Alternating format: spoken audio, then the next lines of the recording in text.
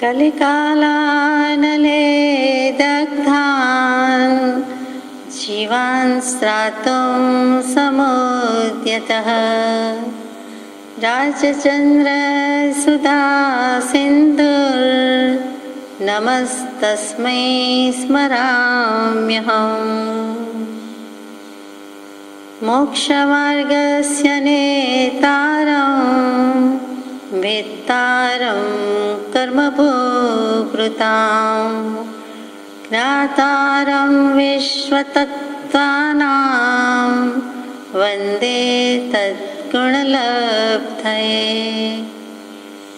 क्षीणाय गुणन्ताणां सौवं पेवोक्खकारणं सुन्दरपि सबुद्धिये सौवभवणिवन्दनम्।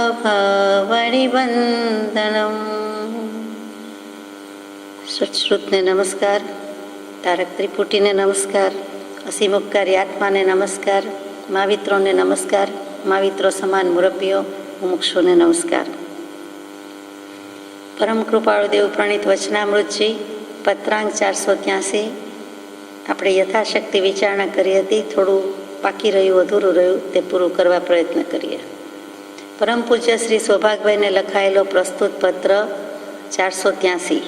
મોહમયી માવત ચોથ શુક્ર વિક્રમ સંવત 1950, તારીખ 23/2/1894. પરમ સ્નેહી શ્રી સૌભાગ શ્રી અંજાર, કચ્છમાં ભુજ ગાંધીધામથી થોડું દૂર તે અંજાર, અને ત્યાં સૌભાગભાઈ પહોંચ્યા છે. કંઈ વ્યવસાય અર્થે ગયા છે, રૂના સોદાની કંઈ વાત ચાલે છે, અને તે વખતે પરમ કૃપાળુદેવે આ પત્ર પાઠવ્યું છે કે તમારા પત્રો પહોંચ્યા છે, તે સાથે પ્રશ્નોની ટીપ ઉતારીને બીડી તે પહોંચી છે. તે પ્રશ્નોમાં જે વિચાર જણાવ્યા છે તે પ્રથમ વિચાર ભૂમિકામાં વિચારવા જેવા છે. જે પુરુષે તે ગ્રંથ કર્યો છે તેણે વેદાંત આદિ શાસ્ત્રના અમુક ગ્રંથના અવલોકન ઉપરથી તે પ્રશ્નો લખ્યા છે. અત્યંત આશ્ચર્ય યોગ્ય વાર્તા એમાં લખી નથી. એ પ્રશ્નો તથા તે જાતિના વિચાર ઘણા વખત પહેલાં વિચાર્યા હતા, અને એના વિચારની વિચારણા કરવા વિશે તમને તથા ગોસળિયાને જણાવ્યું હતું. તેમજ બીજા તેવા મુમુક્ષુને તેવા વિચારના અવલોકન વિશે કહ્યું હતું, અથવા કહેવાનું થઈ આવે છે કે જે વિચારોની વિચારણા ઉપરથી અનુક્રમે સત અસતનો પૂરો વિવેક થઈ શકે. આમાં પરમ કૃપાળુદેવે સૌભાગભાઈ વેદાંત પ્રકરણ નામનો ગ્રંથ વાંચતા હતા, એના અનુસંધાનમાં લખ્યું છે. ડુંગરસિંહભાઈ ગોસળિયા પણ વાંચતા હતા, અને બંનેને કહ્યું કે આપને જે વિચાર સ્ફુરે તે જરૂર પૂછજો, લખજો. અમે તો આ વિશે ઘણા વખત પહેલાં, એટલે કે 157, 58, 59, 60 નંબરના પત્રમાં જે વેદાંત વિશેનું મનોમંથન છે એ બધી વિચારણા કૃપાળુદેવ તો કંઈ કેટલાય વર્ષ વખત પહેલાં કરી ચૂક્યા છે, પણ મુમુક્ષુને તેના અવલોકન માટે કે તેવા વિચારના અવલોકન માટે કહ્યું હતું. અને એમાં લખ્યું છે, પોતાનો અભિપ્રાય જણાવ્યો છે કે વેદાંત ગ્રંથોના અવલોકન પરથી તે પ્રશ્નો લખ્યા છે. તેમાં અત્યંત આશ્ચર્ય યોગ્ય વાર્તા નથી. એમાં કોઈ હકીકત અત્યંત આનંદ આપે એવી, અદ્ભુત આત્માની ઉપર લાવીને મૂકે તેવી કોઈ વાત નથી, અને તે તમે લખી નથી. અથવા તો હવે તમે આ વિચારણા કરીને સત અસતનો વિવેક થાય તેના માટે આગળ જવાનું છે. કોઈ પણ વાંચીને, કંઈ પણ વાંચીને, કંઈ પણ સાંભળીને આખરે તો સત અસત, જળ ચેતન, સાચા ખોટાનો નિર્ણય કરવાનો છે, વિવેક કરવાનો છે. મને હિતકારી શું છે, મને અહિતકારી શું છે, મારા આત્માનું કલ્યાણ ક્યાંથી થાય, કેમ થાય, અને આમ કરીશ તો અહિતકારી છે, આમ કરીશ તો હિતકારી છે. અને એના પરિણામે જે જળચેતનનો દેહ આત્માનો વિવેક થવો જોઈએ તે થઈ જવું જોઈએ. તો એના માટેનું લક્ષ્ય હોવું જોઈએ. આગળ જઈએ. એમાં વિચાર ભૂમિકા પ્રથમ કઈ, એટલે મંદ વિષયને સરળતા, સહ આજ્ઞા, સુવિચાર, કરુણા, કોમળતા, દિગુણ પ્રથમ ભૂમિકા ધાર. એ જ વસ્તુની વાત મૂકી દીધી છે કે તેમાં તો વિચારવા જેવા છે. હાલ 7-8 દિવસ થયા શારીરિક સ્થિતિ જ્વરગ્રસ્ત હતી, હમણાં 2 દિવસ થયા ઠીક છે. એટલે પરમ કૃપાળુદેવને 2 દિવસથી કંઈ સારું છે, બાકી 7-8 દિવસથી વધારે તાવ આવ્યો હતો. કવિતા બીડી તે પહોંચી છે. સૌભાગભાઈએ એક જાતે કવિતા રચી છે અને તે લખી છે, તે પહોંચી ગઈ છે. તેમાં આલાપિકા તરીકેના ભેદમાં તમારું નામ બતાવ્યું છે, અને કવિતા કરવામાં જે કંઈ વિચક્ષણતા જોઈએ તે બતાવવાનો વિચાર રાખ્યો છે. કવિતા ઠીક છે. જુઓ અભિપ્રાય કેવો આપી દીધો કૃપાળુદેવે કે આલાપિકા તરીકેના ભેદમાં તમારું નામ બતાવ્યું છે. કવિતામાં કવિ હંમેશા છેલ્લે પોતાનું નામ આવતું હોય કે નામનો અર્થ આવતો હોય એવું કંઈક સૂચવન કરે મૂકે, જેથી કોણે બનાવી છે એ ખ્યાલ આવે. અગાઉના પૂર્વાચાર્યોમાં નામ ન હોવાથી અત્યારે ઇતિહાસ સાક્ષી પૂરી શકતો નથી. આપણે કેટલીક વખત અનુમાન કરવું પડે છે, કેટલીક વખત એક કવિની રચના બીજા કવિના નામે ચડી જાય છે, વગેરે વગેરે. અને કોઈ ચોરી પણ કરે છે સાહિત્યમાં. તો અહીંયા આલાપિકા એટલે શું? તો કે વર્ણોની એવી રચના, કાવ્યમાં અક્ષરની એવી ગોઠવણી કે રચના કે જેથી કરીને કોઈનું નામ નીકળે અથવા તો કંઈ બીજો અર્થ નીકળતો હોય તેવું. એટલે કે એમાં સૌભાગભાઈ એમ લખી દીધું છે, તો જેમ લીટીમાં મૂક્યું હોય ઉપરથી હોરિઝોન્ટલ ને વર્ટિકલ, તો સીધી સાદી આડી લીટીમાં લખતા હોઈએ છીએ આપણે બધું, એની બદલે ઊભી લીટીમાં સૌભાગભાઈ એવી રીતે મૂક્યું છે. જેમ શોપિંગમાં કે બજારમાં કે રોડ પર આપણે જતા હોઈએ અને કોઈ વખત કોઈએ સીધી લીટીમાં નામ લખ્યું હોય, કોઈ વખતે ઊભી લીટીમાં લખ્યું હોય, એવું જ કંઈક કાવ્યમાં છે કે પહેલો અક્ષર લઈએ તો એમાંથી પહેલી લીટીનો પહેલો અક્ષર સો નીકળે, બીજો ભા નીકળે, ત્રીજો ગ નીકળે, ચોથો ભા અને પાંચમો ઈ, એમ સૌભાગભાઈનું નામ આવી ગયું છે. તો કે તમારું નામ બતાવ્યું છે એ ઠીક છે, એમ કે અમે સમજી ગયા છે, લખ્યું છે. કવિતા કરવામાં જે વિચક્ષણતા જોઈએ, એટલે કે જે ચતુરી જોઈએ, ચાતુર્ય જોઈએ, અથવા તો જે વિચક્ષણતા, દીર્ઘદૃષ્ટિ જોઈએ, જે કંઈ ભાવ બતાવવાનો હોય તે તમે બતાવવાનો વિચાર રાખ્યો છે, એટલે કે તમે પ્રયત્ન કર્યો છે. કવિતા ઠીક છે એટલે સો કહીએ તેવું. અને કવિતા અર્થે આરાધવા યોગ્ય નથી. હું કવિ, હું રચી શકું, હું લખી શકું અને મારું રચેલું જ બધાએ ગાવું જોઈએ, સાંભળવું જોઈએ, છપાવવું જોઈએ, પ્રચાર થવો જોઈએ, અથવા તો ગાય બતાવવાનો ભાવ થાય, તે બધું ઠીક નથી. તો કવિતા અર્થે આરાધવા યોગ્ય નથી. કવિતાના વ્યૂ પોઈન્ટથી આપણે કવિ નથી, સાહિત્યકાર થવું નથી, અથવા સ્વાભાવિક સ્ફુરી જાય તો બરોબર છે, પણ રીતસરની કવિતા રચવાની અને કવિતા બનાવવા ખાતર બનાવી એમ કરવા જેવું નથી. એમ કરીને કહી દીધું કે આત્માની વાત આવતી હોય, આત્માની હિતકારી હોય, આત્માર્થે હોય, આત્માના લક્ષ્ય હોય તો કરવા જેવી છે. બાકી સંસાર અર્થે આરાધવા યોગ્ય નથી. એમાંથી આજીવિકા અથવા તો એમાંથી પ્રચાર, એમાંથી માન પોષાવાનો, મોટાઈ પોષાવાનો, પૂજા કીર્તિનો, યશનો કામના હોય તો તે રીતે કરવા યોગ્ય નથી. ભગવત ભજન અર્થે, આત્મકલ્યાણ અર્થે જો તેનું પ્રયોજન થાય તો જીવને તે ગુણની ક્ષમતાનું ફળ છે. ભક્તિ ભજન કરવા માટે પોતાને ભાવ આવ્યો અને ભગવાન પ્રત્યે સ્તુતિ સ્તવન પદ રચાઈ જાય, કંઈ પણ ઉમળકો ઉમંગ આવી જાય તો એ ઉલ્લાસ ઉત્સાહના પ્રતીક રૂપે, પરિણામ રૂપે ભલે, પણ તેનું પ્રયોજન એ સિવાય હોય તો સંસાર વધે છે. પણ ભગવત ભક્તિ અર્થે હોય તો જીવને તે ગુણની ક્ષમતાનું ફળ છે. જીવની પાસે જે જ્ઞાન ગુણ રહેલો છે તેનો ક્ષમ સૂચવે છે કે કેટલાક કર્મો માર્ગ આપે છે, જ્ઞાનાવરણીય કર્મ હટ્યા છે અને તેને એવો ભાવ થાય છે અને રચી શકે છે. બધા જીવો રચવા ધારે તો પણ રચી શકતા નથી. તો એને જ્ઞાન ગુણની અથવા તો પોતાને વૈરાગ્ય ગુણ છે અથવા તો જે કંઈ કયો તે સદગુણ છે તેની ક્ષમતાનો ફળ છે. એટલે કે એ રીતે આગળ જઈ શકે છે.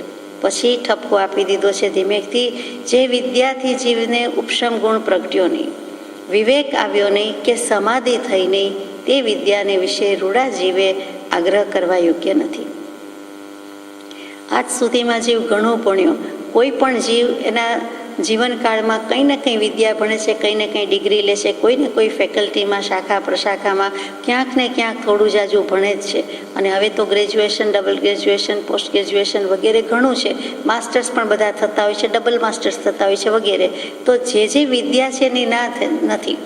અનંત પ્રકારની વિદ્યા, એમાં મુખ્ય 14 પ્રકારની વિદ્યા. એ 14 વિદ્યા 14 ભણી જાય એવું પણ બને, પરંતુ જે વિદ્યાથી કે જે જ્ઞાનથી ઉપશમ ગુણ પ્રગટ્યો નહીં, એવું કંઈ ન શીખી લીધું કે જીવને ઉપશમ ભાવ આવ્યો, સમ્યક દર્શન થઈ ગયું, આત્મજ્ઞાન થઈ ગયું અને વિવેક થઈ ગયો, એટલે કે જળચેતનનો વિવેક થઈ ગયો, કે સમાધિ એટલે આત્મ પરિણામ સ્વસ્થ થઈ ગયા તો બરોબર છે. પણ જો ન થયું, જે ભણીને ભૂલ્યો, ભણીને ગણ્યો નહીં, ભણેલો ભૂલે, ભણે પણ ગણે નહીં, તો બીજું બધું ભણ્યો, સંસાર અર્થે ભણ્યો, પણ મોક્ષાર્થે, આત્માર્થે, હિતાર્થે કામ આવે એવું કંઈ ન ભણ્યો. એટલે કે જે વિદ્યાથી ઉપશમ ગુણની પ્રાપ્તિ ન થઈ, એટલે કે કશાયની ઉપશમતા થઈ જવી જોઈએ, ક્રોધમાન માયાલોભ ઘટવા જોઈએ, વગેરે વગેરે થવું જોઈએ, ઉપશમ ભાવમાં આવી જવું જોઈએ, સમ્યક દર્શન થઈ જવું જોઈએ, તે જો ન થયું, એટલે કે ધર્મનું જ્ઞાન વસ્તુ જુદી છે અને ધર્મરૂપે પરિણમી જવું એ જુદી વાત છે.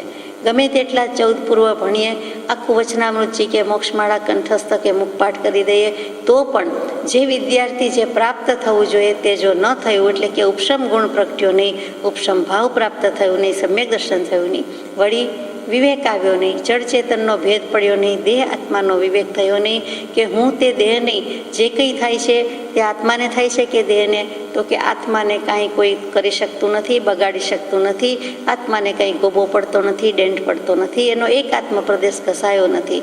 મારા ભાવ કરવામાં પણ હું સ્વતંત્ર છું, મારા ભાવને પણ કોઈ ઊની આંચ આવી શકે નહીં. હું બગાડું તો જ થાય, નહીં તો ન થાય. એટલે કે એવો વિવેક થઈ જવો જોઈએ, તે જો ન આવ્યો. અને સમાધિ એટલે કે પોતે આત્મભાવમાં રહીએ, આત્મ પરિણામમાં રહીએ, ટકી જાય, એ સ્વસ્થતા ન આવી તો પછી તેવી વિદ્યાને વિશે રૂડા જીવે આગ્રહ કરવા યોગ્ય નથી. તો રૂડા જીવે, ઉત્તમ જીવે, આર્ય જીવે, જેને ભલું કરવું છે, આત્માનું ભલું કરવું છે, એવા જીવે, આવી વિદ્યા વિશે આગ્રહ કરવા યોગ્ય નથી. એટલે કે બીજી બધી વિદ્યા ફોગટ છે, ન કામની છે, વ્યર્થ છે. એ આજીવિકા અર્થે કે સંસાર અર્થે છે, મોક્ષાર્થે નથી. એ લૌકિક વિદ્યા થઈ. આ અલૌકિક વિદ્યાની વાત છે, આત્માની વાત છે, એ આધ્યાત્મિક વાત છે. એટલે એ આધિદૈવિક ને આધિભૌતિકમાંથી નીકળીને આધ્યાત્મિક, અને પછી તો એ 3 તાપ કે 3 દુઃખ કયા છે એથી પણ પર જવાની વાત છે, તે આત્મજ્ઞાન અને સમ્યક દર્શન પ્રાપ્ત કરવું. એટલે કે જે વિદ્યાથી આવું બધું થાય, કલ્યાણ થાય, તો જ એ કામનું છે. આત્મજ્ઞાન સિવાયનું બધું નકામું છે. કેમ કે સર્વ દુઃખથી અને સર્વ ક્લેશથી રહિત થવાનો ઉપાય એકમાત્ર આત્મજ્ઞાન છે, અને તો જ રૂડા જીવે આગ્રહ રાખવા યોગ્ય છે, અને આગ્રહ રાખી શકે અને કલ્યાણ કરી શકે. અહીંયા કૃપાળુદેવે બહુ મોટી મહત્વની વાત, મોટો સિદ્ધાંત, જે કયો તે ઉપદેશ કયો કે બોધ કયો કે સિદ્ધાંત બોધ કયો, બધું આપી દીધું છે. હાલ હવે ઘણું કરી મોતીની ખરીદી બંધ રાખી છે. વિલાયતમાં છે તેનો અનુક્રમે વેચવાનો વિચાર રાખ્યો છે. સૌભાગભાઈને પત્ર લખાયો છે, કંઈ પૂછાવ્યું છે, એટલે વ્યવસાયની વાત મૂકી છે કે હવે અમે મોતીની ખરીદી વધારે કરતા નથી, અમારે વહેલું મોડું હવે નિવૃત્ત જ થવું છે, વહેલામાં વહેલી તકે નિવૃત્ત થવું છે, તો ધંધાના પથારા વધારે કરવાની જરૂર નથી. પણ પૂજ્ય સૌભાગભાઈએ એવું કંઈ લખ્યું છે, જેથી કરીને આવું લખાય છે કે હવે અમારે મોતીની આડત કે મોતીનો વ્યવસાય કે જે કંઈ છે તે ખરીદી અત્યારે તો બંધ રાખી છે. વિલાયતમાં જે કંઈ સ્ટોકમાં છે તેને પણ અમે ક્રમે કરીને વેચી દેવાનો વિચાર રાખ્યો છે. જો આ પ્રસંગ ન હોત તો તે પ્રસંગમાં ઉદ્ભવ થતી જંજાળ અને તેનું ઉપશમાવવું થાત નહીં. જો આ પ્રસંગ ન હોત તો, એટલે કે જે કંઈ વ્યવહારિક જંજાળને બધું ઉદ્ભવ્યું છે, એટલે કંઈક એવો પ્રસંગ હશે કે જેથી કરીને જલ્દીથી મોતીની ખરીદ વેચાણ કરીને એ પ્રમાણે થોડા પૈસા બનાવી લેવા અને વહેલો પાર આવી જાય એવું કંઈક છે. પણ કંઈક એવો પ્રસંગ પડ્યો છે કે જેથી આ પ્રસંગમાં, એટલે અત્યારે ખાસ કરીને મોતીના વેપારમાં થતી જંજાળ, એમાં ઉત્પન્ન થતી જંજાળ અને તેનું ઉપશમાવવું થાત નહીં. એટલે કે અમે કરત નહીં, એમાં કરવું પડ્યું છે, એમાં પડવું પડ્યું છે, મોતીનો વ્યવસાય કરવો પડ્યો છે, બાકી અમે એ કરત નહીં, એ જંજાળમાં પડત નહીં. હવે તે સ્વસંવેદ્ય રૂપે અનુભવમાં આવેલ છે. હવે જાત અનુભવ થયો. બધા કહેતા હતા, સાંભળતા હતા, વાંચતા હતા, પણ આપણે કહીએ ને કે પગ નીચે રેલો આવ્યો, જાત અનુભવ થયો. એટલે કૃપાદેવ કહે છે કે હવે સ્વસંવેદ્ય રૂપે અનુભવમાં આવેલ છે, અને તે પણ એક પ્રકારનું પ્રારબ્ધ નિવર્તન રૂપ છે. એક રીતે જુઓ તો જે આવ્યું છે તે જવા માટે, એટલે અમારું પ્રારબ્ધ એવું હતું, અને એ પણ હવે નિવર્તી જશે. એમાંથી અમે થાકી ગયા, હટી ગયા, પાછા ફરીએ છીએ. એટલે જે થાય તે સારા માટે, જે થાય તે યોગ્ય જ માનવામાં આવે, એવા આશયનું લખ્યું છે. સવિગત જ્ઞાન વાર્તાનો હવે પત્ર લખશો તો ઘણું કરી તેનો ઉત્તર લખીશું. લિખિતાંગ આત્મ સ્વરૂપ. હવે નિરાંતે સવિગત સવિસ્તર જ્ઞાન વાર્તાનો પત્ર લખશો, કોઈક જ્ઞાનની વાત હોય તેવા પત્ર લખશો તો પછી ઘણું કરીને હું જવાબ આપીશ. લિખિતાંગ આત્મ સ્વરૂપ. પોતે આત્મા થઈને બેઠા છે, કેવી ખુમારી છે, કેવી અદા છે અને કેવી શૈલી છે, તો લખી દીધું આત્મ સ્વરૂપ. એક આત્મા બીજા આત્માને પત્ર લખે છે, એમ પોતે આત્મા થઈને બેઠા છે, આત્મ સ્વરૂપની પ્રાપ્તિ છે, અને પછી લખાયો છે. અહીંયા આ પત્ર પૂરો થઈ જાય છે. 586મો નંબર પત્ર છે. એમાં લખ્યું છે કે ગયા વર્ષનો મોતી સંબંધી વ્યાપાર લગભગ પતવા આવ્યો છે. એમાંથી મારાથી છૂટવાનું બને તો કોઈ રસ્તો ધ્યાનમાં હોય તો તમે લખશો. એ પણ સૌભાગભાઈને જ પત્ર છે, ગોઝ વિધાઉટ સેઇંગ. કહેવાની જરૂર રહેતી જ નથી. એ છે કે આપ મુરબ્બી છો, વડીલ છો અને બધો મોતીનો વેપાર લગભગ પતી ગયો છે, હવે મારાથી જલ્દી છૂટવાનું કેમ બને તેવો કોઈ તમને રસ્તો ધ્યાનમાં હોય તો લખજો. અમારી પાસે તો નથી, અમે તો આ પ્રારબ્ધ છે તે વેદી રહ્યા છીએ. આગળ જઈએ. પત્રાંક 484, મોહમયી મહાવદ આઠમ, ગુરુ વિક્રમ સંવત 1950, તારીખ 1/3/1894. પરમ સ્નેહી શ્રી સૌભાગ શ્રી અંજાર. પૂજ્ય સૌભાગભાઈને આ પત્ર લખાયો છે. અત્રેના ઉપાધિ પ્રસંગમાં કંઈ વિશેષ સહનતાથી વર્તવું પડે એવી મોસમ હોવાથી આપને વિશે આત્માને વિશે ગુણનું વિશેષ સ્પષ્ટપણું વર્તે છે. આત્માને વિશે, પોતાના આત્માના વિશે ઘણું કરીને હવેથી જો બને તો નિયમિતપણે કંઈ સત્સંગ વાર્તા લખશો. આ જે કંઈ પ્રારબ્ધ આવ્યું છે તે વેદી રહ્યા છીએ અને મોસમ એવી છે, એટલે તે ઋતુ એવી છે, એટલે કે અત્યારે સિઝન ચાલે છે, એટલે વધારે વ્યવસાયમાં બિઝી રહેવાય છે, વ્યસ્ત રહેવાય છે. તેમ છતાં ઉપાધિનો યોગ પ્રબળ થઈ ગયો હોવા છતાં અમારો આત્મા એથી પણ પ્રબળ છે, ઉજ્જવળ છે. એટલે આત્માના ગુણનું વિશેષ સ્પષ્ટપણું વર્તે છે. અમારો ઉપસંભાવ, અમારું સમ્યક દર્શન, અમારી વિતરાગતા તો એમનેમ છે. એમાં સમય સમયે અનંત ગુણ વિશિષ્ટ આત્મભાવ વધતો જતો હોય, અનંતા સંયમ વર્ધમાન પરિણામ થતા જતા હોય એવી દશા છે. કેટલાક ગુણ ઉપાધિમાં વધારે ખીલે છે. માંદગી આવે તો માંદગીમાં આપણને સહનશક્તિનો ગુણ તો જે છે તે, ક્ષમતા તો જે છે તે, પણ જગતના બીજા જીવો પ્રત્યે, બીજી વસ્તુ પ્રત્યે ઉદાસીનતા આવી જાય છે, વૈરાગ્ય આવી જાય છે અને આપણને આપણી ગાડી પાટા પર બરાબર રહે છે અને આપણને વિશેષ ભાવ સ્ફુરે છે. એમાં પણ પથારીવશ રહેવાનું થાય. કેટલીક વખત બોલવાનું ન હોય, કેટલીક વખત આરામ કરવાનો હોય, કેટલીક વખત કેટલીક ક્રિયા પ્રવૃત્તિ કરવાની જ ન હોય, ના હોય, મનાઈ હોય અથવા થઈ શકે તેવું ન હોય, તો તે વખતે નવરું મન નખો દવાડે એવું નથી, પણ તે નિવૃત્તિ મળે છે. અને એ નિવૃત્તિના યોગમાં જીવ જો ધારે અને કરી શકે તો રૂડો જીવ વધારે આત્મકલ્યાણ કરી જાય છે. અનંત કર્મોની નિર્જરા ત્યારે થઈ શકે છે. તો આ તો કૃપાળુદેવની વાત છે, એટલે એ જરાય ચૂકતા નથી.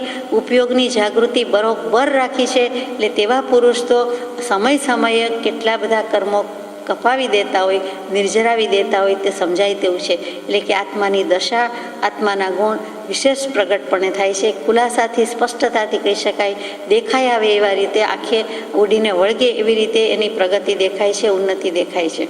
સામાન્ય પ્રકારે બધા જીવોને લાગુ પડે છે કે કેટલુંક આપણે નિરાંતની પડો આવે છે, ફુરસદની પડ છે, એટલે મનને વિલું ન મૂકીએ, મનને ઢીલું ન મૂકીએ તો આપણને ફાયદા એ ફાયદા, કલ્યાણી કલ્યાણ. કેમ કે જે સમજ કેળવી છે, જે સંસ્કાર આજ સુધીમાં કેળવ્યા છે, એના બળે જોરે આપણે બને તેટલું પ્રભુ સ્મરણ, નામ સ્મરણ, આત્મસ્મરણમાં રહી શકીએ છીએ. તે ભગવાનની કૃપા છે. ઘણું કરીને હવેથી જો બને તો નિયમિતપણે કંઈ સત્સંગ વાર્તા લખશો. હવેથી તમે બને તો, બની શકે તો અત્યંત નિયમિતતાથી લખો જ છો, પણ વધારે નિયમિતતાથી સત્સંગ વાર્તા લખશો. નિયમિતતા એટલે સમયની રીતે પણ ખરી, અને નિયમિતતા એટલે નિયમ કહેતા રત્નત્રયરૂપી ધર્મ છે, તે નિયમ છે. એ જ આ જગતનો પ્રવર્તક છે. અને તે નિયમિત છે કે જેમાં નિયમ આવી જાય છે તે મોક્ષનો માર્ગ આવી જાય છે, તે રત્નત્રય આવી જાય છે. તે જે 10 મહાવાક્ય મોક્ષમાળામાં લખ્યા, એમાં પહેલું મહાવાક્ય શું છે મોક્ષમાળાના પાઠમાં? કે એક ભેદે નિયમ, એ જ આ જગતનો પ્રવર્તક છે. એટલે જો બધું નિયમથી ન થતું હોય તો ચાલે જ નહીં. જગતમાં જે કંઈ થાય છે તે કોઈ વ્યવસ્થિત ક્રમને લઈને થાય છે, નિયમને લઈને થાય છે. માત્ર આપણને ખબર હોતી નથી, એટલે આડું અવડું, અસ્તવ્યસ્ત, અવ્યવસ્થિત, અનિયમિત લાગે છે.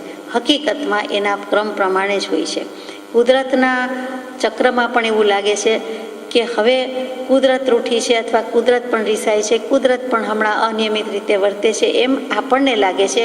કુદરત, પ્રકૃતિ, ભૂગોળ, ખગોળ એની રીતે કેટલાક લાખ વર્ષે, કેટલાક કરોડ વર્ષે અથવા કેટલાક સંયોગો આ પ્રમાણે બને તો આ પ્રમાણે થાય, એનું પરિણામ આવે.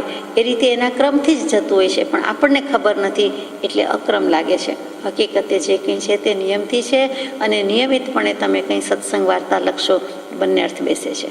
લિખિતાંગ આત્મ સ્વરૂપથી પ્રણામ.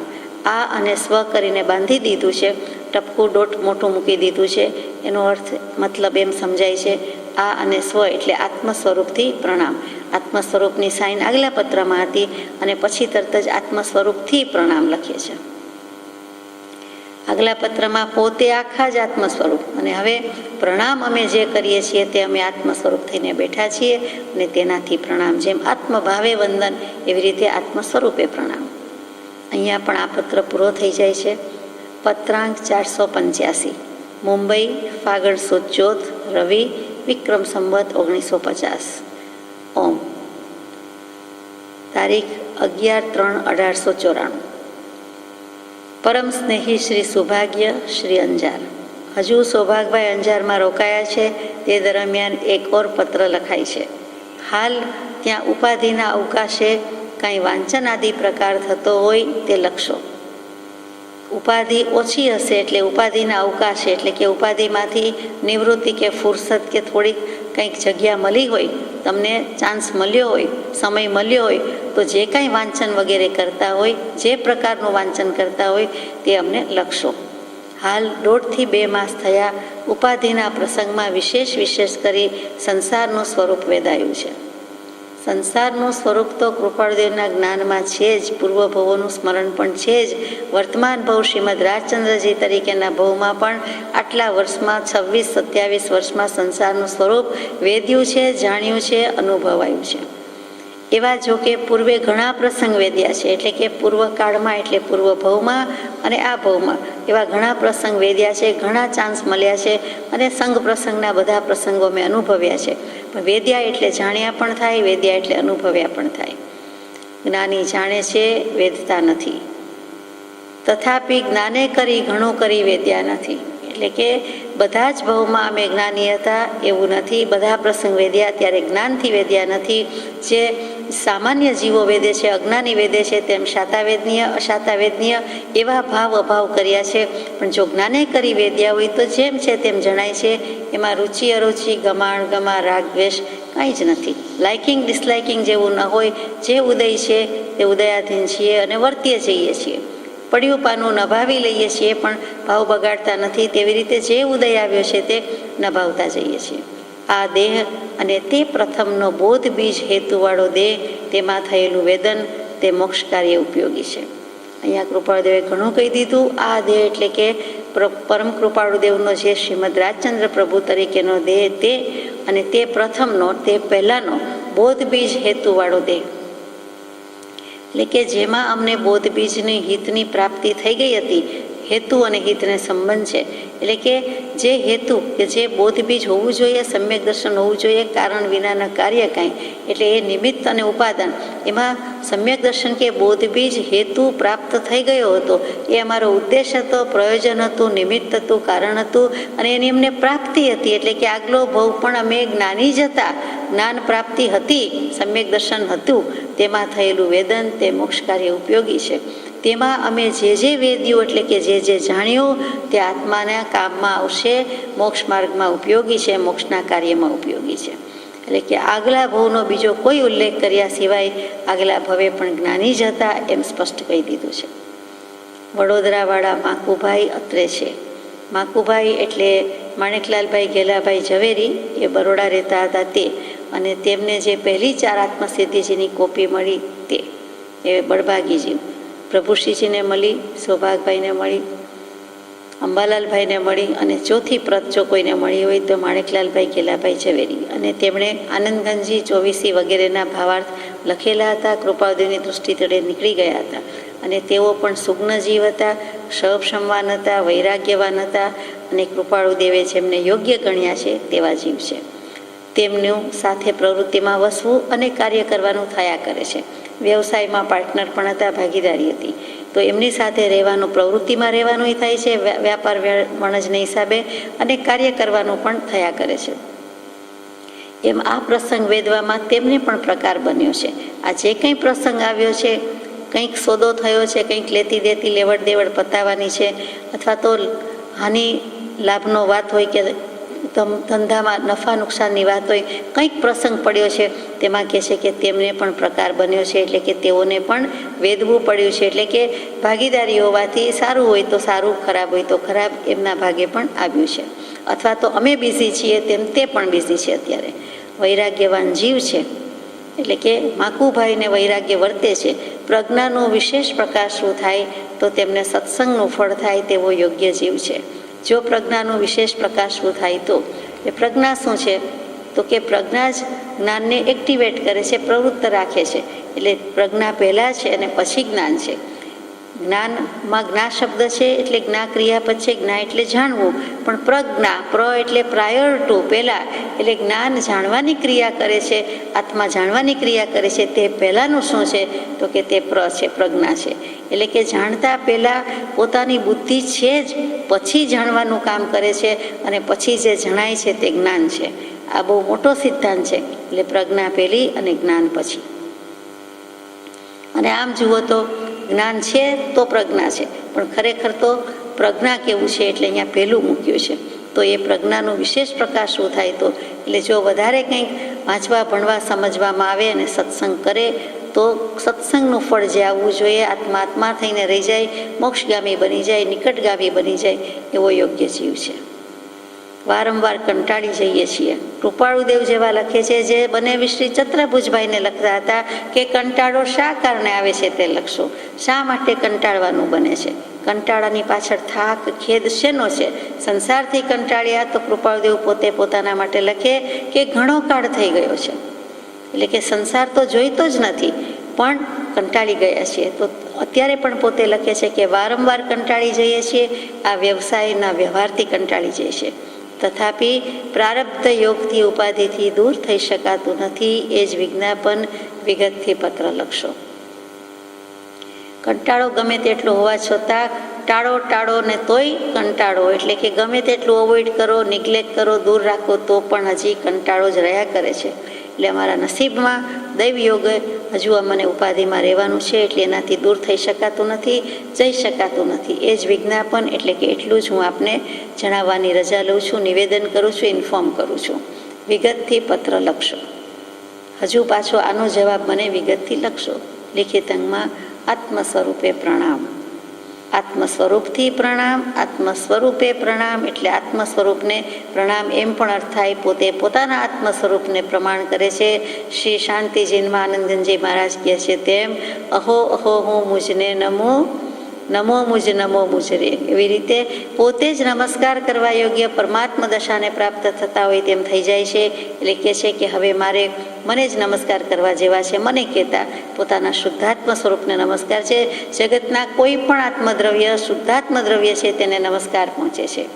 બધા જ નમસ્કાર કેશવમ પ્રતિ ગચ્છતિ, તો શ્રી કૃષ્ણને કેશવ એના પ્રત્યે જાય છે. તેમ જે કંઈ નમસ્કાર છે, કોઈ આપણને નમસ્કાર કરે તો પણ, આપણે બીજાને કરીએ તો પણ તે ભાવ કેવો છે? તો કે ભાવ એમ જ છે કે તે શુદ્ધાત્માને, જે ભગવાન થઈ ગયા છે, જે પરમાત્મા થઈ ગયા, જેટલા વિતરાગ પુરુષ, જ્ઞાની પુરુષ થઈ ગયા, તે બધાને અમારા નમસ્કાર છે. એકે હજારા એકને નમસ્કાર કરતાં અનંત આત્માને, અનંત જ્ઞાનીને નમસ્કાર આવી જાય છે. એવી જ રીતે એક અજ્ઞાનીને નમસ્કાર કરતાં અનંત અજ્ઞાનીને થઈ જાય છે. એ પણ વિચારવા જેવું છે.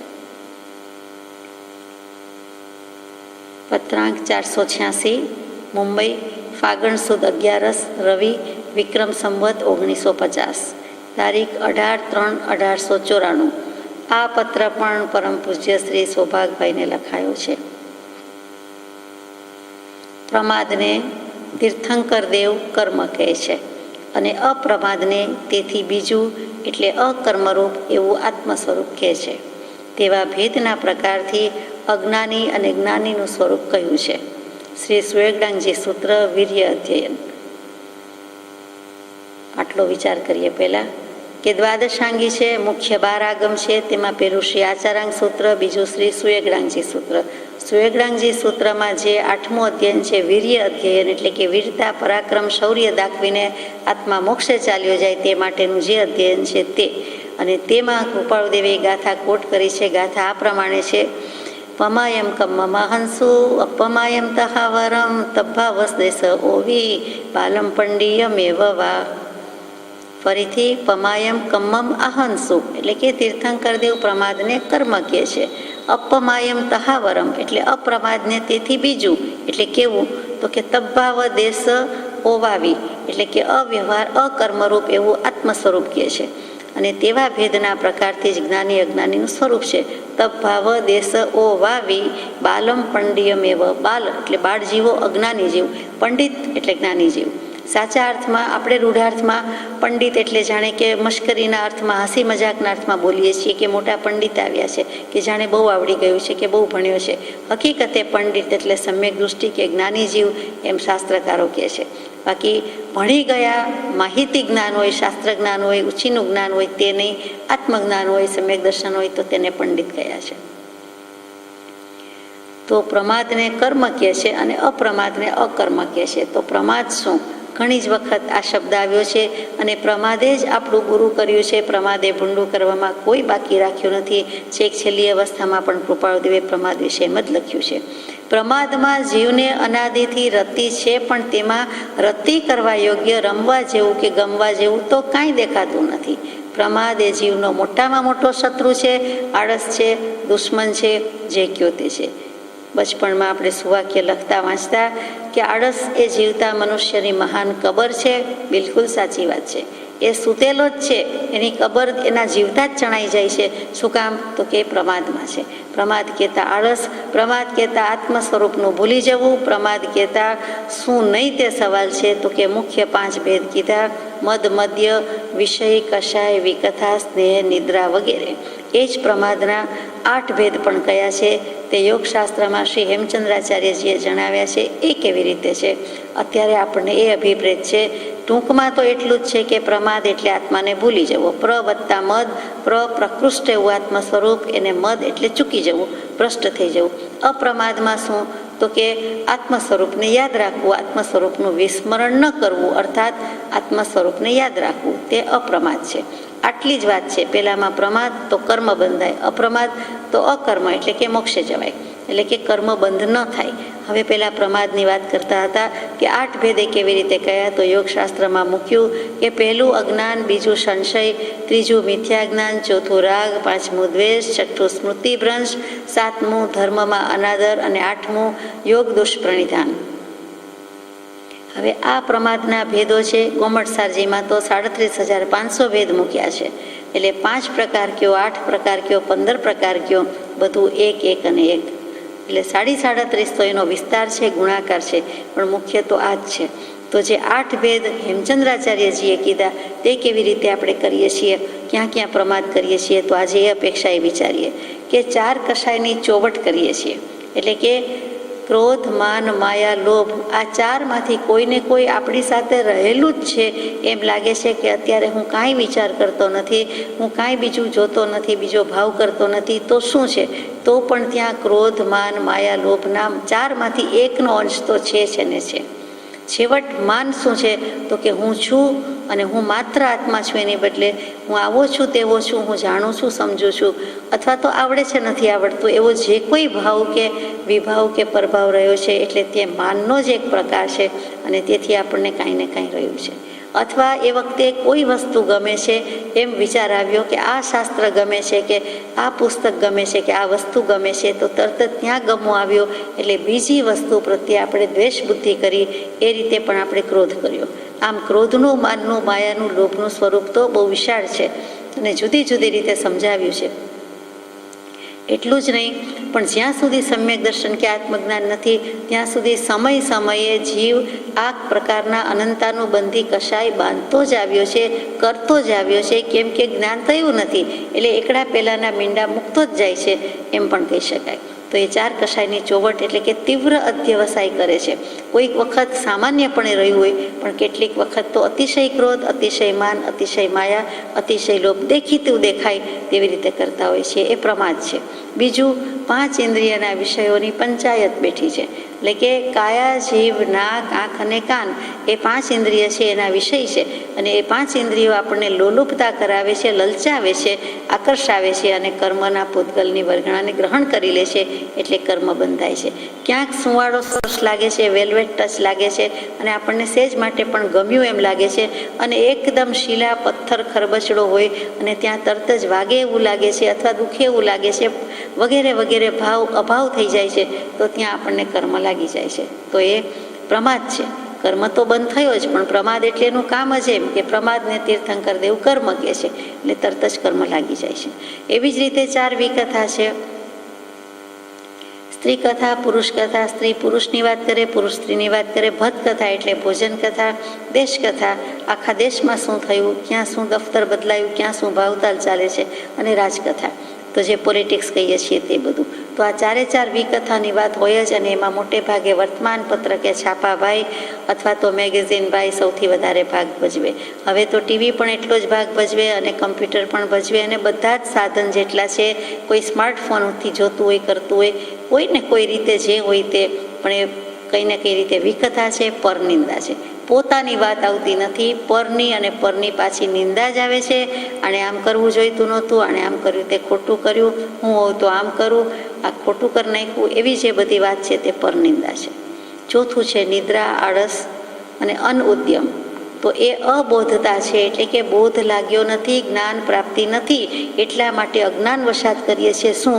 તો કે નિદ્રા, કે સૂઈ જઈએ એટલે માથાકૂટ નહીં, કર્મ બંધાય જ નહીં. જીવનું ઘોર અજ્ઞાન છે. મોટા ભાગના જીવો એમ માને છે, પણ એમાં કર્મ લાગે જ છે, કેમ કે નિદ્રા એ પ્રમાદનો જ એક પ્રકાર છે. એટલે કે જિંદગીનું ત્રીજું આયુષ્ય, ત્રીજો ભાગ તો આપણો ઊંઘમાં જાય જ છે, પ્રમાદ જ છે. અને એમાં આળસ પણ આવે છે, ઊંઘ ચડી જાય છે, ઓછી વધતી થાય તો પણ આળસ આવે. અનઉદ્યમ એટલે કે કોઈ પણ પ્રકારનું સાહસ, ઉદ્યમ, મહેનત કરવાનું મન થતું નથી. તે પણ એક ઊભા થવું હોય તો પણ આપણને ઘણીવાર ગમતું નથી. એ અનઉદ્યમ છે, એ પ્રમાદ છે, આપણે સમજીએ છીએ, અને એ આળસ છે. પછી પાંચમું ધર્મનો અનાદર, ઉન્માદ અને સ્વચ્છંદ છે, એ અવિવેકના ભાંગામાં જાય છે તો પ્રમાદ જ એનો જ પ્રકાર. પોતે તો કરે નહીં, પણ બીજો કોઈ ધર્મ, ભક્તિ વગેરે પ્રત્યે કરતો હોય, ઉત્સુક હોય, સત્સંગ વગેરે, સ્વાધ્યાય વગેરે કરતો હોય, તો એના પ્રત્યે ઘૃણા, તિરસ્કાર અથવા તો ન કરે તેવો ભાવ, અથવા અનાદર, કે એ તો બધા ભક્ત છે, એ તો બધા ધર્મી જીવડા, એ તો ધર્મ ધ્યાનવાળા, અથવા આ તો બધા મંદિર માર્ગી, મંદિરે જવાવાળા, અને એમને ધર્મ ધ્યાન, ભક્તિ, સત્સંગ સિવાય કંઈ સૂચતું ગમતું નથી. એવા જીવો પ્રત્યે લોકોનો, સમાજનો કેટલોક અનાદર, તો એ ધર્મમાં અનાદર છે. અથવા મને તમારે કાંઈ કહેવું નહીં, તમારે ધર્મ ધ્યાન કરવું હોય તો ભલે, એ જે છે એ પણ ધર્મ પ્રત્યેનો, અને ધર્મી જીવ હોય અથવા એ થવાના હોય એના પ્રત્યેનો પણ અનાદર છે. અને એ પ્રમાદના ભાંગામાં જાય છે, એ પોસાતું નથી આપણને. એવી જ રીતે ઉન્માદ આવી જાય કે અમે તો 24 કલાકમાંથી 22 કલાક ધર્મ ધ્યાન કરીએ છીએ, 16 કલાક ધર્મ ધ્યાન કરીએ છીએ, 8 કલાક તો અમારે શિબિરમાં હોય ને હોય, અથવા અમે આટલા બિઝી રહીએ છીએ, આ સિવાય કોઈ પ્રવૃત્તિ જ નથી, તો એ છક્કી જાય છે અને ઉન્માદ આવી જાય છે, તો એ પણ ખોટું છે. જ્ઞાન કે ગુણ પ્રગટે અને અભિમાન આવી જાય તો એ પણ પ્રમાદ છે. હવે મને સમ્યક દર્શન થયું, હવે લબ્ધી રીતિ સીધી પ્રગટી, મારી સેવામાં છે રીતિ સીધી તો દાસીઓ થઈ ગઈ છે, હું જેમ કહું તેમ કરે, અને પછી કંઈક લબ્ધી ફોરવે, પ્રવર્તાવે, કંઈ સામા જીવનું સારું કરવા જાય, એક જીવ બીજા જીવનું કાંઈ કરી શકતો નથી, છતાં આવો પ્રયત્ન કરવા જાય, તો એ અવિવેક છે અને સ્વચ્છંદ પણ છે. એટલે સ્વચ્છંદ છે એને પણ અવિવેકના ભાંગામાં લઈ લીધો છે, અને એ બધો જ પ્રમાદ છે. છઠ્ઠું છે 5 મહાવ્રતમાં અયત્ના, જે અહિંસા, સત્ય, અચૌર્ય, બ્રહ્મચર્ય, અપરિગ્રહ, આ જે 5 મહાવ્રત કીધા છે, અથવા તો શ્રાવક માટે ગુણવ્રત ને અણુવ્રત કહીએ છીએ, તે કયા છે? તો એમાં પણ અવ્રત છે, એટલે કે યત્ના નથી, કાળજી નથી, કોઈ જાતનો પુરુષાર્થ નથી. એ તો સાધુ સાધ્વી થઈ ગયા હોય તે કરે, મારે શું કરવાનું છે? અથવા સાધુ સાધ્વીજી હોય એને પણ એમાં જે દોષ લાગી જાય છે, અથવા તો કાળજી લેવાતી નથી, ઉપયોગ ચૂકી જાય છે, તો તે વખતે તે અયત્ના છે. અને અવ્રતનો દોષ લાગી જાય છે, એટલે કે અવ્રતપણું આવી જાય છે, પ્રમાદના દોષમાં જાય છે. એવી રીતે શ્રાવકોને પણ લાગે છે કે જે નાને પાયે આચરવાના છે એમાં પણ જે કાળજી નથી, ઉપયોગ ચૂકી જાય છે, તો એ અવ્રત છે. એવી રીતે 7મું છે કે 4 સંજ્ઞાનું બળ, આહાર સંજ્ઞા, ભય સંજ્ઞા, મૈથુન સંજ્ઞા, પરિગ્રહ સંજ્ઞા. આ 4 સંજ્ઞામાં જીવનો દિવસ અને આખું પૂરું થઈ જાય છે.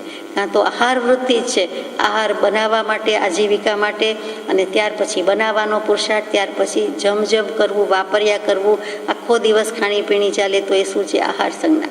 એ પછી ભય સંજ્ઞા, 7 પ્રકારના ભય છે. મૈથુન સંજ્ઞા, એ પણ પશુ જેટલી કે પશુની જેમ જ છે. અને પછી તો કે પછી રહ્યો તે પરિગ્રહ સંજ્ઞા. આ બધું કરવા માટે ભેગું કરવું, એકઠું કર્યા કરવું, તે પરિગ્રહ સંજ્ઞા. આ બધું પ્રમાદ છે, કેમ કે આ બધું અજ્ઞાન છે. અજ્ઞાન હોવાથી આ બધામાં વર્તે છે, અને તેથી કરીને તેને પ્રમાદના ભાંગામાં લીધો છે. પ્રમાદ એટલે બીજું કાંઈ નથી, આળસ સાદી રીતે, અને બીજી રીતે આત્મા ભૂલી જાય છે. આ બધી પ્રવૃત્તિમાંથી આત્માની વાત યાદ કરવાનો, વાંચવાનો એને વખત મળતો નથી, મેળવી શકતો નથી, એટલે અજ્ઞાન છે. અને 8મું પ્રમાદનું છેલ્લું છે તે કે 3 યોગ છે મન વચન કાયાના, અને એના વડે એને અશુભ વૃત્તિ થયા કરે છે. એટલે કે ખરાબ વૃત્તિ થયા જ કરે છે, મનથી થયા કરે છે, વચનથી થયા કરે છે અને કાયાથી થયા કરે છે. ત્રણેયથી સારા કામ થવાના બદલે ત્રણેયથી અશુભ વૃત્તિને અશુભ કામ થયા કરે છે. એનું નામ પરવૃત્તિ છે, એટલે કે પરમાં જીવ જતો રહ્યો. સ્વ મૂકીને આત્મા મૂકીને બીજામાં લાગી ગયો તે પ્રમાદ છે. હવે પ્રમાદને તીર્થંકર દેવ કર્મ કહે છે, તો અપ્રમાદને શું કહે છે? તેથી બીજું એટલે અકર્મરૂપ એવું આત્મ સ્વરૂપ કહે છે. અકર્મરૂપ એ કેવી રીતે? તો કે આ જ 8 વસ્તુને કર્મરૂપે પ્રમાદ રૂપે કીધા, એથી વિરુદ્ધ જે થાય તે અકર્મ અને અપ્રમાદ થાય. એ કેવી રીતે થાય? તો કે પહેલું અકર્મ એટલે અહમરૂપ, અને હું અને મારું એટલે અહમભાવ રહિત જે સ્વરૂપમય કરતા થાય છે, કર્મ થાય છે તે. એટલે કે હું અને મારું મટી ગયું, અહમભાવ મમકાર જતો રહ્યો.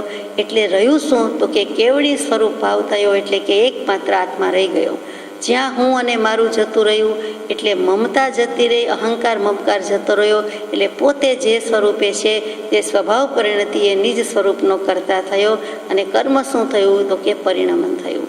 પોતાનું પરિણમન પોતામાં થયું, પોતે થઈને રહી ગયો, સ્વ થઈને રહ્યો, અને પર જતું રહ્યું એટલે સ્વનો કરતા થયો, સ્વભાવનો કરતા થયો, સ્વરૂપનો કરતા થયો, એમ કેવું છે. એટલે અકર્મ સ્વભાવ પરિણતિ થઈ ગઈ. બીજું છે કે અકર્મ એટલે તે વખતે બંધન રહિત દશા છે, જીવને કોઈ બંધન લાગતું નથી, કર્મ બંધ થતો જ નથી તેવો જે ભાવ છે. કયો ભાવ છે? સ્વભાવમાં હોય તો કર્મ બંધ ન થાય, અને અકર્મ એટલે કર્મ લાગે નહીં. ત્રીજું શું છે? તો કે વિષય કશાય રહિત ચિત્ત સ્થિતિ થઈ ગઈ. હવે વિષય નથી એ વખતે કશાય નથી, એટલે એના વિનાની ચિત્તની સ્થિતિ થઈ ગઈ. એટલે ચિત્ત આત્મામય જ થઈ જાય, ચિત્ત ચૈતન્યમય રહ્યા કરે છે. કૃપાળદેવે લખી છે તેવી દશા થઈ ગઈ. એટલે કે કર્મ લાગતા નથી, કર્મ લગભગ બંધાતા નથી એમ. ચોથું છે કે નિષ્કર્મણ્યતા કે પલાયનવાદ નથી. જુઓ, અકર્મ એટલે કર્મ ન કરવા, કામ ન કરવું, કંઈ કરવું નહીં, ક્રિયા કરવી નહીં, પ્રવૃત્તિ કરવી નહીં. તો તરત એમ થાય કે અકર્મવાદ આવ્યો. એટલે અહીંયા કર્મ કંઈ કરવાની વાત જ ના આવી. અથવા પલાયનવાદ આવ્યો કે બસ કશું કરવું નથી એટલે બાનાબાજી કરવી છે કે હું તો કંઈ કરતો નથી, મારે કંઈ કરવાનું નથી. તો પોતે જાણે મોટા થઈ ગયા, ભા થઈ ગયા, પામી ગયા, અને કાંઈ કરવાનું નથી એવી અદાથી નહીં. અથવા પોતે વ્યવહારના કામમાં પણ મારે કાંઈ કરવું નથી એવા ભાવથી નહીં, તો એને અકર્મ કહેવાતું નથી. એટલે કે એ અકર્મ શબ્દથી છે, પણ ભાવથી અધ્યાત્મની સૃષ્ટિમાં એને અપ્રમાદ કહેવાશે નહીં. કાંઈ કરવું નથી એટલે હાથ પગ વાળીને બેસી જઈએ તો તે વખતે આપણે કાવસક કરી નાખ્યો, સમાધિ લાગી ગઈ એમ નહીં કહેવાય. ખાલી હાથ પગ આંખ વાળીને બેસી ગયા, આંખ ઢાળીને હાથ પગ વાળીને બેસી ગયા, પણ એ ક્રિયા થઈ, પણ તેથી એનું પરિણામ આવી ગયું એમ માની લેવાય નહીં કે કાંઈ ન કરવું એટલે અમે સમાધિમાં જ છીએ. હસવામાં બોલાય, વ્યવહારથી બોલ્યું જતું હશે, પણ ખરેખર એમ છે નહીં. તો અપ્રમાદ એને કહેવાતું નથી. અપ્રમાદ એટલે કે અકર્મ એટલે કાયરતા કે આળસ પણ નથી, કે કાંઈ જ કરવું નથી ને આરામ જ કરવો છે ને એટલે આરામ કહેવાય, કાંઈ કરવું નથી એમ કહેવાય, નિરાંત કહેવાય, નવરાશ કહેવાય, ફુરસદ કહેવાય. પણ એને અપ્રમાદ, હવે હું આત્માનું કરું છું, આત્મામાં જ છું એમ નહીં કહેવાય. એ કાંઈ જ કરતો નથી. એટલે કે કર્મ બંધ તો લાગે છે, એ અકર્મરૂપ નથી. એવી રીતે અપ્રમત્ત સ્વભાવગત દશા છે. અકર્મ એટલે સ્વભાવમાં છે અને તેથી અપ્રમાદ રૂપ સ્વરૂપ છે. પછી છે પરભાવ રહિત સહજ અવસ્થા. એ બીજાના ભાવ કે પરભાવ વિભાવમાં જતો નથી, તો આત્મા શુદ્ધ સહજ આત્મ સ્વરૂપને ભજે છે. એટલે કે એની સહજ અવસ્થા થઈ ગઈ. અને 8મું છે તે રાગ દ્વેષ પરભાવ રહિત દશા છે. એ રાગ દ્વેષ કરતો નથી, એટલે વિભાવ પરિભાવ પરભાવ પરિણતિમાં કાંઈ જતો જ નથી. તો આ પ્રમાણે તીર્થંકર દેવ પ્રમાદને કર્મ કહે છે, અપ્રમાદને તેથી બીજું એટલે કે એથી જુદું અકર્મરૂપ એવું આત્મ સ્વરૂપ કહે છે. આ પ્રમાણે જ્ઞાની અજ્ઞાનીનું સ્વરૂપ સ્વેગડાંગજી સૂત્રમાં સમજાવ્યું તે કૃપાળદેવે અહીંયા આ રીતે મૂકેલું છે. આગળ જઈએ. જે કુળને વિશે જન્મ થયો છે અને જેના સહવાસમાં જીવ વસ્યો છે, ત્યાં અજ્ઞાની એવો આ જીવ તે મમતા કરે છે અને તેમાં નિમગ્ન રહ્યા કરે છે. જે કુળને વિશે જન્મ થયો છે એટલે શું? તો કે આપણે જે 84 લક્ષ જીવ યોનિ કહીએ છીએ, કે જ્યાં જન્મે છે તે 84 લાખ, અને કુળ એટલે એનું જ્યાં જન્મવાનું થાય છે તે જન્મસ્થાન યોનિ કહીએ. કુળ કયું? તો કે 1,97,97,00,000 અથવા શાસ્ત્રમાં મતભેદ હોય તો 1,99,00,000 કુળ એટલા કીધા છે શાસ્ત્રોમાં. જીનાગમ પ્રમાણે શ્વેતાંબરામનામાં 1,97,00,000, દિગંબરામનાથી 1,99,00,000. એટલે એટલા પ્રકારના કુળ છે. તો કે છાણમાં કીડા જન્મે છે, તો બધા કીડા માટે એ છાણ છે એ યોનિ સ્થાન થયું કે જ્યાં જન્મે છે ત્યાં. એવી જ રીતે એક જ પ્રકારના કીડા જન્મતા નથી, પણ છાણમાં અનેક પ્રકારના કીડા જંતુ પડી શકે છે. તો એ બધા માટે છાણ છે તે યોનિ પણ થઈ અને કેટલાક માટે કુળ સ્થાન થયું. તો એ બધો જે ભેદ છે તે વિચારવા જેવું છે. એટલે અહીંયા તો મનુષ્યથી માંડીને બધા જીવોની વાત લીધી છે કે જે કુળને વિશે જન્મ થયો છે. એટલે આપણે તો ક્ષત્રિય કુળ, વૈશ્ય કુળ, બ્રાહ્મણ કુળ, એમ કુળ કુટુંબ એમ પણ કહીએ છીએ. તો એ પ્રમાણે 4 કુળ થાય છે. પણ બાકી તો આવા 97,00,000, 1,97,00,000 કુળને વિશે જન્મ થયો છે. અને જેના સહવાસમાં જીવ વસ્યો છે, જ્યાં જ્યાં જન્મ્યો છે અનંતકાળમાં, ત્યાં તેના જેવો થઈને રહે છે. અહીંથી કબૂતર થવાનું થાય તો આપણે કબૂતરની જેમ ઘૂઘું કરતા શીખી જ જઈએ. કબૂતરમાંથી ગાય થયા હોય તો ગાય જે પ્રમાણે ચાલે, વર્તે, બોલે, બેસે એ પ્રમાણે થાય. એમાંથી મનુષ્ય રૂપે, બાળક રૂપે આવે તો એ પ્રમાણે હસે, બોલે, કરે. એવી જ રીતે એથી અધિક કહું તો એક હોસ્પિટલમાં એક જગ્યાએ હિન્દુ માતા છે ને એક મુસ્લિમ છે. ખરેખર તો બંને જીવ છે, બંને સ્ત્રી છે, બંને આત્મા છે, કોઈ ફરક નથી. પણ એકને ત્યાં બાળક જન્મે છે તે હિન્દુ કહેવાય છે, બીજાને ત્યાં જન્મે છે તે મુસ્લિમ કહેવાય છે. એવી રીતે વાણિયા બ્રાહ્મણ પટેલનો ડિફરન્સ છે, પણ એમાં બદલાઈ નાખવામાં આવે છે. માનો કે બાળક બદલાઈ ગયું અને કોઈને ખબર પડતી નથી, તો એ હિન્દુનું મુસ્લિમને ત્યાં ઉછરે, મુસ્લિમનું હિન્દુને ત્યાં ઉછરે, તો એ ઉછરતું બાળક તે પ્રમાણે રહેશે, વધશે. એના સંસ્કાર ગમે તે હશે, એ જાગશે ત્યારે જાણશે, પણ ત્યાં સુધી તો એ પ્રમાણે રહે છે. એટલે કે જ્યાં જ્યાં જન્મ્યો ત્યાં એને ગોખાઈ જાય છે, હું ફલાણો, હું ફલાણી. ફોઈએ ફૈબાએ નામ આપ્યું પછી કેવું ગોખાઈ જાય કે જિંદગીભર ભૂલાતું નથી. ભગવાન ઠોકી ઠોકીને કહે કે તું આત્મા, પણ આપણને થાય કે ના, હું આત્મા નહીં, મારું તો આ નામ છે તે. એટલે કે એવી રીતે એના સહવાસમાં જીવ વસે છે અને અજ્ઞાની જેમ એવો મમતા કરે છે, મમત્વ ભાવ રાખે છે. એ ભૂલી જાય છે કે તું આત્મા. પરમ કૃપાળુ દેવ એમના 2.5, 3 વર્ષના પુત્રીને કહે છે કે તું, તારું નામ શું, તું કોણ? તો કે હું કાશી, હું કાશી. નોંધાયેલો પ્રસંગ છે. અને પ્રભુને એમ થાય છે કે એને ગોખાઈ ગયું કે હું કાશી, પણ મારે એમ કહેવું છે કે તું આત્મા. પણ એ આત્મા એમ કહેતા નથી, બોલતા નથી, સમજ નથી. તો એવું જ આપણે મોટા થઈને પણ કરીએ છીએ કે અજ્ઞાની એવો આ જીવ તે મમતા કરે છે અને તેમાં નિમગ્ન રહ્યા કરે છે. મોહ માયામાં મગ્ન થઈ જાય છે, ડૂબી જાય છે, રૂલ્યા કરે છે અને તે મોટી ભૂલ થાય છે. જ્યાં જન્મ્યો ત્યાં તેવો થઈને રહે છે. સર્વ વિભાવ પર્યાયમાં માત્ર પોતાને અધ્યાસથી એક્યતા થઈ છે અને તે જ ભૂલ થઈ ગઈ છે. તેથી રહિત એવું પોતાનું સ્વરૂપ છે, પોતે તે સ્વરૂપે છે, જુદો છે. એટલું જ જો કરે તો તેને તરત સમ્યક દર્શન થાય, સ્વભાવનું ભાન થાય. પણ એ મમત્વ કરવામાંથી ઊંચો આવતો નથી, એ મોટી ભૂલ થાય છે. ઉપયોગ ચૂકી જાય છે, એ મોટી ભૂલ થાય છે. આ પણ સ્વેગડંગ સૂત્રમાં જ પ્રથમ અધ્યયનમાં મૂકેલું છે કે જે સિંહકુલે સમુપન્ને જે હિમવા સંવસે નરે મમાઈ લુપઈ બાલે અણે અણે હિ મૂચીએ. એટલે કે અજ્ઞાનથી મૂર્છા કરે છે, મમતા કરે છે. આગળ જઈએ. જે જ્ઞાની પુરુષો ભૂતકાળને વિશે થઈ ગયા છે અને જે જ્ઞાની પુરુષો ભાવિકાળને વિશે થશે, તે સર્વ પુરુષોએ શાંતિ, એટલે કે બધા વિભાવ પરિણામથી થાકવું, નિવૃત્ત થવું, તેને સર્વ ધર્મનો આધાર કયો છે.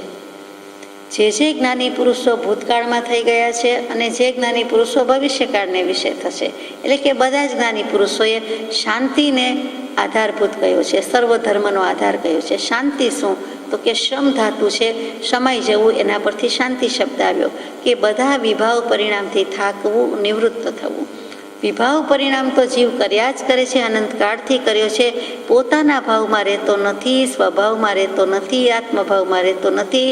પોતાના ભાવ પોતાનામાં ઢોળી દેવા જોઈએ, છલકાવી દેવા જોઈએ, એની બદલે બીજે છલકાઈ જાય છે, ઢોળાઈ જાય છે, સમજીને સમાતો નથી. આ બધો વિભાવ પરિણામ છે. એનાથી થાકે, નિવૃત્ત થાય, રિટાયર થાય તો તે જ પડે, તે જ સમયે તેને શાંતિ છે, શાંતિનો અનુભવ છે. અને એ શાંતિ સર્વધર્મનો આધાર છે. એટલે અહીંયા શાંતિ ઉપર ભાવ આવ્યો. તો શાંતિને આલાપ પદ્ધતિ નામનું એક શાસ્ત્ર છે, એમાં લખ્યું છે કે સ્વભાવથી અન્યથા પરિણમન કરવું તે વિભાવ. શાંતિની વાત માટે પહેલાં આપણે વિભાવ વિચારીએ છીએ કે આલાપ પદ્ધતિમાં મૂક્યું કે સ્વભાવથી અન્યથા પરિણમન કરવું તે વિભાવ. એટલે કે વિભાવ એટલે સ્વભાવથી વિરુદ્ધ ભાવ એમ નથી, સ્વભાવથી વિશેષ ભાવ છે એમ વચનામૃતજીમાં આવે છે. બીજા પણ શાસ્ત્રોમાં આવ્યું જોઈએ, કેમ કે એક જ સરખી વાત હોય.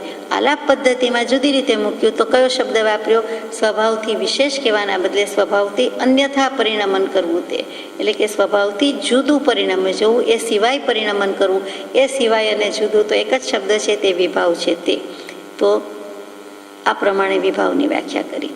પછી પંચાધ્યાયી શાસ્ત્રમાં પંચાધ્યાયીકાર એમ લખે છે કે આત્માના ગુણોનું કર્મરૂપી પૂતગલોના ગુણોના આકાર રૂપે કથનચિત સંક્રમણ થઈ જવું તે વૈભાવિક ભાવ.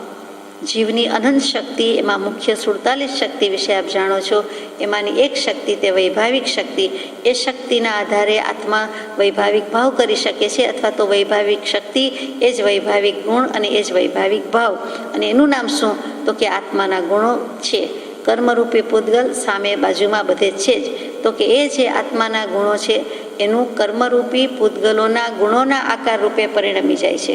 મીઠું અને પાણી, તો મીઠુંને પાણીમાં નાખતા તરત જ ઓગળવા માંડે છે, એટલે પછી મીઠાનું અસ્તિત્વ નસ્તનાબૂદ થઈ જાય છે અને પાણી રૂપે થઈ જાય છે. એવી રીતે આત્માના ગુણો છે એ નાબૂદ થઈ જતા નથી, પણ એ કર્મરૂપી પૂતગલના ગુણના આકાર રૂપે પરિણમી જાય છે. કેવી રીતે? તો કે કથનચિત સંક્રમણ થાય છે. એ જે કંઈ છે તે સંક્રમણ છે, ટ્રાન્ઝિશન પીરિયડ છે, એકમાંથી બીજામાં પરિવર્તન થાય છે, ફેરફાર થાય છે. બાકી બિલકુલ બદલાઈ જતું નથી, એટલે કે બિલકુલ તે મય થઈ જતું નથી. આત્મા કર્મ થઈ જતું નથી, કર્મ આત્મા થઈ જતું નથી, કેમ કે જળ ચેતન ન થાય, ચેતન જળ ન થાય એવો અનુભવ કોઈને ક્યારે કદી ન થાય. જળ જળ જ છે, ચેતન ચેતન જ છે. તો એ વૈભાવિક ભાવ થાય છે. અને એને કારણે જે કૃપાળુદેવે 6 પદના પત્રમાં મૂક્યું તે કે સર્વ વિભાવ પર્યાયમાં માત્ર પોતાને અધ્યાસથી ઐક્યતા થઈ છે. તેથી સ્પષ્ટ જ પોતાનું ભિન્ન જ પોતાનું સ્વરૂપ છે એમ જો જીવ પરિણામ કરે તો સહજ માત્રામાં જાગૃત થઈ સ્વસ્વભાવરૂપ મોક્ષને પામે, સમ્યક દર્શનને પામે. કેટલી સીધી સાદી સચોટ વ્યાખ્યા છે, કોઈ ચેલેન્જ ફેંકી શકે એવી નથી, પડકારી શકાય એવું નથી, કેમ કે સિદ્ધાંત આ પ્રમાણે છે. અને કૃપાળુદેવે તો અનુભવીને લખ્યું છે, એટલે એમાં મિનમેક નથી. તો બધાને શાંતિ ને ધર્મનો, સર્વ ધર્મનો આધાર કયો છે? ઓમ શાંતિ શાંતિ શાંતિ કહીએ છીએ તે શું કામ છે? તો કે શાંતિ પાઠ છે. આરંભમાં કહેવાય છે ત્યારે જે કંઈ બધું કાર્યક્રમ, ફંક્શન, સમારોહ છે, જે ભાવ છે, જે ભક્તિ છે તે અમારી નિર્વિઘ્ને પૂરી થાય એટલા માટે પણ કરાય છે. અને છેલ્લે કહીએ છીએ તો કે જગત આખું શાંત થઈ જાવ, અમે પણ શાંત થઈ જઈએ, અમને પણ સન્મતિ હજો, અમે પણ શાંત પરિણામને ભજીએ અને જગત આખું પણ શાંત પરિણામને ભજે. અમે પણ 3 વખત શાંતિ છે, એટલે જુદા જુદા અર્થ થાય કે સમ્યક દર્શનની પ્રાપ્તિ હજો, સમ્યક જ્ઞાનની પ્રાપ્તિ હજો, સમ્યક ચારિત્રની પ્રાપ્તિ હજો. 3નું જે કંઈ છે તે બધું લાગુ પડે. મનથી શાંતિ થજો, વચનથી શાંતિ હજો, કાયાથી શાંતિ હજો. કરવું, કરાવવું ને અનુમોદવું, ત્રિકરણ, ત્રિયોગ. તો એ રીતે પણ અમને શાંતિ હજો, થજો અને રખાવજો, અથવા તો આપજો અથવા પહોંચાડજો. આમ બધા જુદા જુદા અર્થ થાય તે શાંતિની વાત મૂકી છે. અને શાંતિને સર્વ ધર્મનો આધાર કયો છે? બધાના મૂળમાં કશાય વગેરે ભાવ, ક્રોધમાન, માયેલો ઓછા કરવા, એવું તો નીતિશાસ્ત્રથી માંડીને કોઈ પણ ધર્મશાસ્ત્ર પ્રબોધે જ છે, પ્રરૂપે જ છે. અને એ જ કીધો છે, એ આધાર છે. આધાર વિના કેવી રીતે થાય? તો અહીંયા શાંતિ સ્વભાવના આધાર વિના કંઈ પરિણમન થઈ શકતું જ નથી. સ્વભાવનો બધાને આધાર છે, સ્વભાવને કોઈનો આધાર નથી. એટલે કે શાંતિ બધાનો આધાર છે, પણ શાંતિને કોઈનો આધાર છે? તો કે ના. અહીંયા શાંતિ કહેતા સ્વભાવ કેવો છે? સર્વધર્મનો આધાર શાંતિ કયો? હવે આ દૃષ્ટાંતથી સમજાવે છે કે જેમ ભૂત માત્રને પૃથ્વી આધારભૂત છે, અર્થાત પ્રાણી માત્ર પૃથ્વીના આધારથી સ્થિતિવાળા છે, તેનો આધાર પ્રથમ તેમને હોવો યોગ્ય છે, તેમ સર્વ પ્રકારના કલ્યાણનો આધાર પૃથ્વીની પેઠે શાંતિને જ્ઞાની પુરુષે કયો છે. ભૂત માત્રને પૃથ્વી આધારભૂત છે. ભૂત શું? તો કે અહીંયા ભૂત પલિત વાણવ્યંતર દેવની વાત નથી. ભૂત ભૂ એટલે હોવું, થવું, જે પણ અસ્તિત્વ ધરાવે છે, હોયા થયા કરે છે, તે કોઈ પણ જગતનો જીવ, જંતુ, આત્મા, એને ભૂત કહેવાય. ભૂત કહેતા સઘળા જીવ જંતુ દુનિયા આખી આવી ગઈ. ભૂત એટલે વ્યંતર દેવની વાત નથી. અને ત્રીજું ભૂત એટલે તો કે ભૂત એટલે વનસ્પતિ. જ્યારે આપણે સર્વ પાણમ ભૂયમ જીવમ સત્તાણમ આસાયણાએ કહીએ છીએ કે સર્વ પ્રાણી સર્વભૂત સર્વજીવ સર્વસત્વની આસાધના કરી હોય તો મિચ્છામિ દુક્કડમ, તો તે સર્વભૂત એટલે ત્યાં વનસ્પતિ સૃષ્ટિ લીધી છે, પછી પ્રાણી લીધા છે એટલે કેટલાક પ્રાણ ધરાવતા લીધા છે, 2 ઇન્દ્રિય 3 ઇન્દ્રિય 4 ઇન્દ્રિય વગેરે બધા લઈએ તેમ, પછી જીવ લઈ લીધા એટલે એવા બધા જ જીવ આવી ગયા, અને સત્વ લઈ લીધા એટલે કે જેનું અસ્તિત્વ છે તે, ટૂંકમાં બધાને જુદી જુદી રીતે લઈ લીધા છે.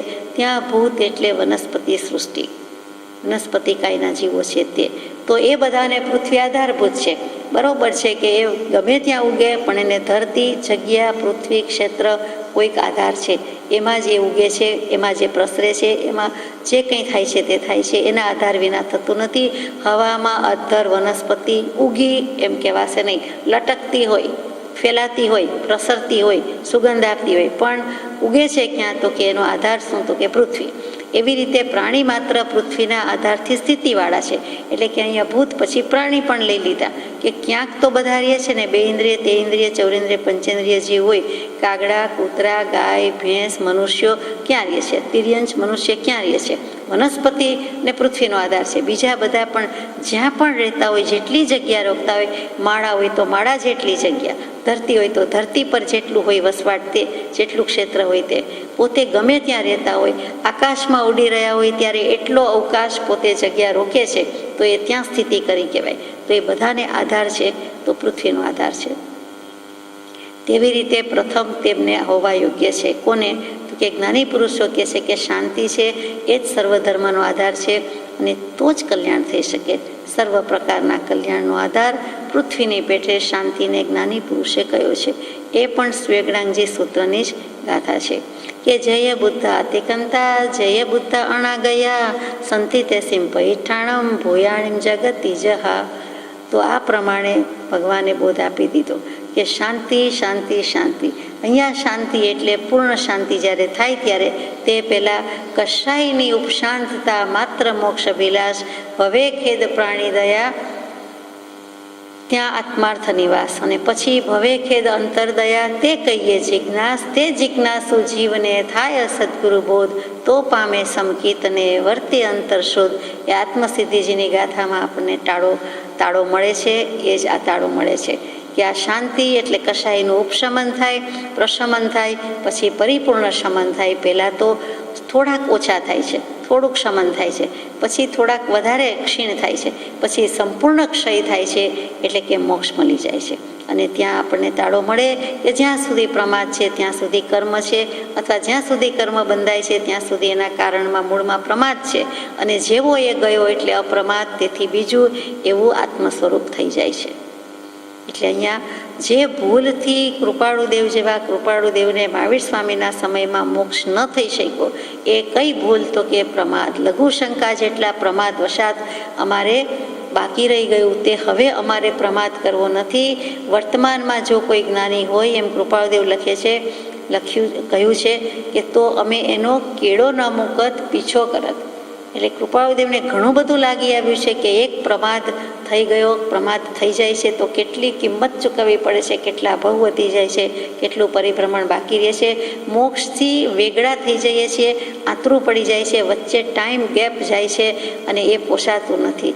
શું કામ એટલો કાળક્ષેપ થાય, શું કામ એટલો વિલંબ થાય, ઢીલમાં શું કામ મુકાવવું જોઈએ, ઢીલ શા માટે થવી જોઈએ, થોડાક ભાવ પછી મોક્ષ શું કામ, આ ભવે મોક્ષ કેમ નહીં. એમ કૃપાળુદેવને થયું છે કે અમારે તો પ્રમાદથી ભૂલ થઈ, પણ હે જીવો તમે બોધ પામો, પ્રમાદ કરવા યોગ્ય નથી. એ જ વસ્તુ મહાવીર સ્વામીએ ગૌતમ સ્વામીને કહ્યું કે સમયમ ગોયમ માં પમાઈએ, સમય માત્રનો પ્રમાદ કરવા યોગ્ય નથી. એટલે પ્રમાદે તો બધું બહુ જ ખરાબ કર્યું છે, પણ જીવ પ્રમાદમાં જ પડેલો છે. અને બચપણથી શીખવાડવામાં આવે છે કે આળસ કરવા જેવી નથી. સ્વાધ્યાયાત માં પ્રમદ. ઉપનિષદનો સાર શું તો કે ગુરુની શિષ્યને શિખામણ એ જ છે કે તું સ્વાધ્યાયમાં પ્રમાદ કરીશ નહીં. આપણે ભણતા હોઈએ, વિદ્યાર્થી અવસ્થા હોય તો એમ કહીએ કે ભણવામાં ધ્યાન રાખજે, લેસન બરાબર કરજે, હોમવર્ક બરાબર કરજે, ભણજે વગેરે વગેરે. એમાં આળસ કરીશ નહીં, ભણવામાં જ ચૂકીશ નહીં, ભણવામાં ભૂલીશ નહીં. જેટલું થાય તેટલી હોશિયારી સાવધાનીથી બરોબર ભણજે. એ જ જ્ઞાની પુરુષ આપણને એમ જ કહે છે કે જે જીવો તમે બરાબર ભણો, સમ્યક પ્રકારે ભણો, સુંદર રીતે ભણો, ભલી ભાંતિ ભણો, રૂઢી રીતે ભણો અને ઉત્તમ જીવ, મોક્ષાર્થ ઉત્તમ જે છે તે સાધીને મોક્ષે ચાલ્યા જાઓ. બીજી કોઈ વાત કહેવાની નથી. તમારી પાસે જે છે ખાલી સમજ છે, અવળાનું સવળું કરવાનું છે. પ્રમાદમાં ન પડ્યા રહ્યો, અજ્ઞાનમાં ન વસો અને એ ચૂકીને ભૂલીને એને પ્રમાદમાં ચૂકી જાઓ છો. એ ચૂકવા જેવું નથી. 25મા પત્રમાં લખ્યું છે કે પ્રમાદને લીધે આત્મા મળેલું સ્વરૂપ ભૂલી જાય છે. સ્વરૂપ જતું રહેતું નથી, નષ્ટ પામતું નથી, ભૂલી જાય છે. હવે ભૂલી જવું નથી અને સઘળું ભૂલી જવું એ મોટામાં મોટો પુરુષાર્થ છે. એટલે હું આત્મા છું એ સિવાયનું બધું જ ભૂલી જવું, હું છું એટલું જ યાદ રાખવું, અસ્તિત્વ ભાવ છે એના જ ઉત્સવમાં રહી જવું અને અસ્તિત્વ સ્વભાવમાં જ રહી જવું, બીજું કાંઈ કરવા જેવું નથી. તે આ પત્રની શિખામણ છે. જેણે પ્રમાદનો જય કર્યો તેણે પરમપદનો જય કર્યો. સજાત્મ સ્વરૂપ પરમ